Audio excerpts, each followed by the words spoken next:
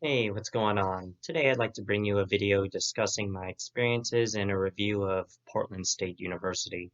I attended Portland State University from 2014 to 2016, so I'm an alumnus of there.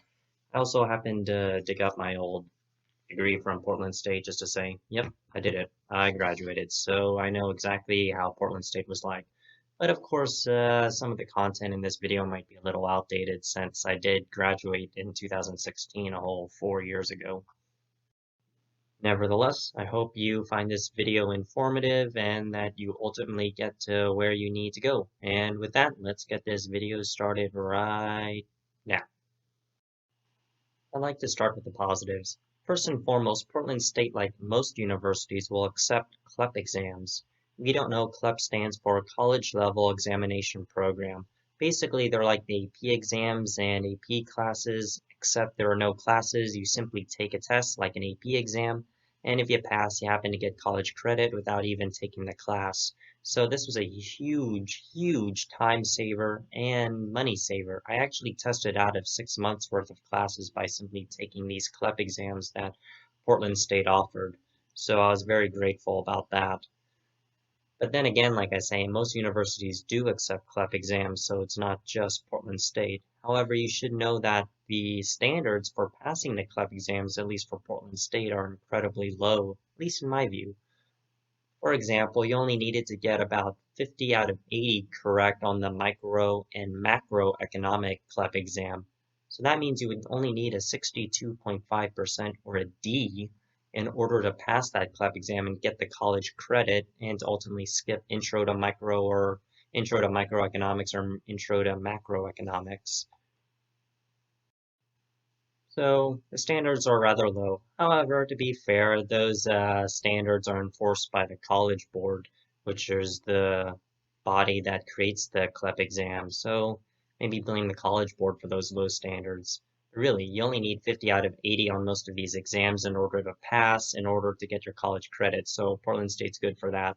However, since we're on the topic of negatives and low standards, I'd like to talk about my experience applying and getting accepted to Portland State. It's just the normal thing. However, I was shocked that they actually accepted me into Portland State even before I submitted my SAT score.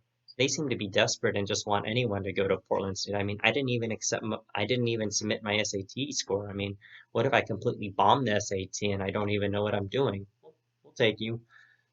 But I did pretty good on the SAT, so I didn't even mind because I knew when I submitted 100% I'm getting in. But really, they didn't even look at my SAT score and they're like, yep, you're accepted. So just keep that in mind. It's not Harvard. So in case you don't know, Portland State University is a commuter school. Most people don't live on campus at all. Most people commute. And that description fit me as well. I simply rode the bus every day to Portland State or the MAX, basically public transportation 100% of the time. Meaning, unfortunately, due to it being a commuter school, there isn't exactly that much school spirit. There really isn't. I thought that was a good thing at the time because I didn't really care. I just wanted to get in there and get out as quickly as possible.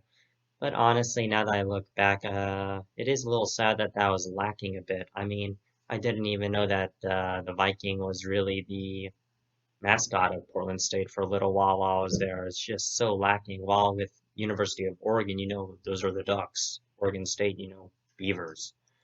So just keep that in mind. There is no school spirit there, like at all. Just really keep that in mind. I was also really satisfied with the public transportation system there. Lots of buses, Max, etc. However, one negative of Portland State compared to, again, University of Oregon is that University of Oregon students have free access to public transportation, while in Lane County, which is where U of O is located. However, at Portland State University, you do get a slight discount on your bus pass. However, it's not free like at University of Oregon. So that was somewhat of a letdown, especially since the city name Portland is in the university name. However, at U of O, you get free public transportation in Lane County. So that's just something to keep in mind. However, one good thing that Portland State had over University of Oregon was that I was never charged extra money at Portland State University for printing a lot.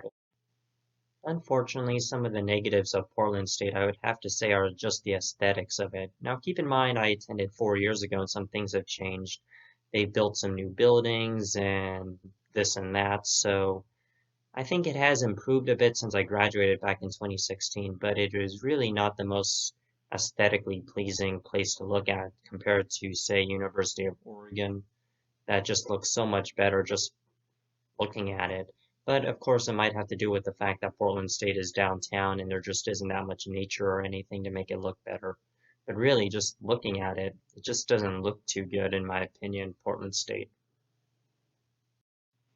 However, they do have those famous sky bridges. I did love those sky bridges when I was there, just walking across them, looking at them. The sky bridges really are something. Also, unlike University of Oregon and Oregon State University, Portland State University is a commuter school, and it being downtown a bit attracts an older student base. The average age there is about 26, 27, so mid-20s, while at University of Oregon and Oregon State it's somewhere around 20. So having attended there from ages 18 to 20 and graduating at 20, I was always the youngest person in all my classes. So due to there not being much school spirit, due to it being a commuter school and most people not living really near there, and of course being an older student base, not exactly the biggest party school like, say, University of Oregon. I was also pretty satisfied with the summer offerings. Most people take the summer off to do some internships or to work, etc., etc. I elected to just keep taking my classes during the summer. And I have to say, I was really surprised and very happy, in fact, that they offered a ton of summer classes. I would have thought that perhaps they didn't offer too many, but they actually did offer a ton of summer classes, which also aided in helping me graduate college rather early. So that was another good thing.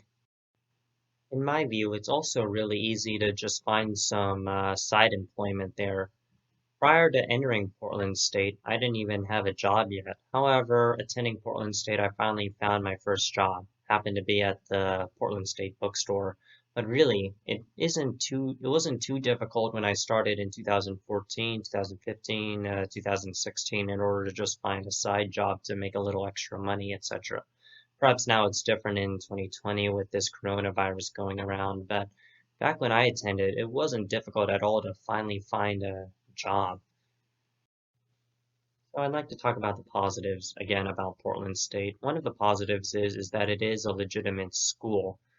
Employers do hire from there. People's lives improve, incomes go up generally when people attend, and when they graduate, the same can be said of me. There was only really one job that I was after when I went to Portland State, and I happened to get it. So I was pretty happy about that because Portland State did give me some of the skills and the legitimacy by giving me this degree. So Portland State ultimately was a means to an end, let me go from point A to point B. And that's a good thing. I did like Portland State a lot for that. But keep in mind, I was only a business major at Portland State, so I can't really speak on behalf of other majors like physics, biology, things like that. However, I have a feeling that most Portland State alumni are pretty grateful and pretty happy with their education and subsequent life results. If I had to redo my life and go back to 2014, I would not have gone to Portland State at all. I simply would have bought as much Bitcoin as possible. But on a serious note, I think I made the right choice going to Portland State.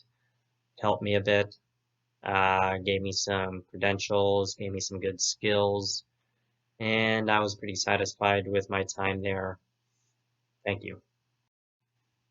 Anyways, thanks for watching this first serious video that I've uploaded on my honest thoughts pertaining to Portland State University.